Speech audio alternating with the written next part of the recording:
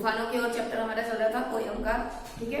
इसका हम लोग आज लास्ट जो है पार्ट पढ़ेंगे, क्वेश्चन आंसर्स का ही है सब। इसमें से मैंने आपको पार्ट 1 और 2 दोनों भेज दिए थे। अभी आप लोगों को पार्ट 3 आज एक्सप्लेन करूंगी मैं, ठीक है। पेज नंबर 46 देखो, सेम जो है आपका वर्कबुक में भी, इसमें टेक्स्ट बुक में भी है।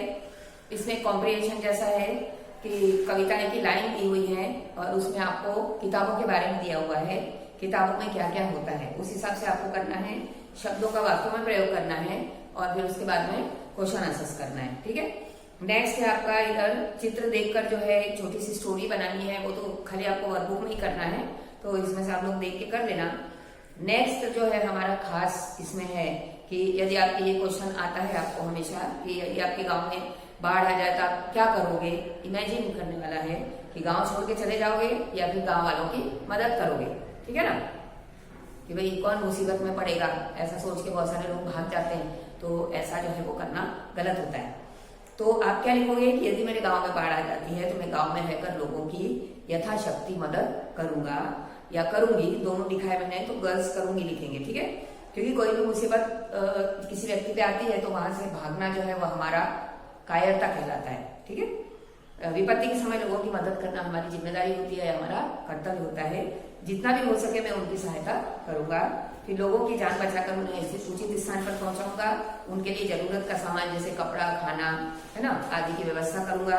यही मेरा धर्म होगा और यही मेरा कर्तव्य होगा जिसे मैं निभाऊंगा, ठीक है ना। बाढ़ आती नदी में तो सब अस्त व्यस्त हो जाता है, सारे लोग जो है वो उनके घर टूट जाते हैं, गाँव में फसल खराब हो जाती है ना, सारा उनका सब कुछ सामान बह जाता है बाढ़ में, तो उनकी मदद कैसे आप करोगे वो लिखना है इसमें। अब नेक्स्ट है हमारी कहावत। कहावत में है उल्टा चोर कोतवाल को डांटे। इसका मतलब होता है गलती तुम्हारी है और तुम दोष मुझे दे रहे हो। कोतवाल मतलब सिपाही होता है, और जो चोर है वो कोई क्या सिपाही को डांट सकता है, बराबर है ना। इससे ये कहावत आपको दी है। ये तो वही बात हो गई, उल्टा चोर कोतवाल को डांटे। दूसरा है न रहेगा बांस न बजेगी बांसुरी। इसका मतलब है कि बच्चे जो है वो कोई किसी भी चीज को समूल नष्ट कर देना, है ना, इसका मीनिंग होता है कि टीवी के कारण बच्चे पढ़ते नहीं थे तो माँ ने जो है हमेशा के लिए कनेक्शन हटा दिया, न रहेगा बांस न बजेगी बांसुरी, ऐसे आपको इसको एक्सप्लेन करना है। 4 दिन की चांदनी फिर अंधेरी रात, मतलब उसका मीनिंग होता है थोड़े दिन की खुशी प्राप्त होना, ठीक है। उसको वो लिखते हैं हम लोग कि रमेश को 2 महीने के बाद नौकरी से निकाल दिया तो वो बहुत दुखी होता है। कहा गया है कि 4 दिन की चांदनी, थोड़े दिन की उसकी नौकरी लगी और फिर उसकी नौकरी छूट जाती है, ठीक है। नेक्स्ट है आप पछताए वो क्या जब चिड़िया चुग गई खेत, है ना, कि पहले मेहनत नहीं की और फिर असफल हुए और फिर बाद में उसके पछताने से कोई फायदा नहीं है, ठीक है। तो उसमें जय परीक्षा में अनुत्तीर्ण हुआ तो उसे बहुत पछतावा हुआ, है ना।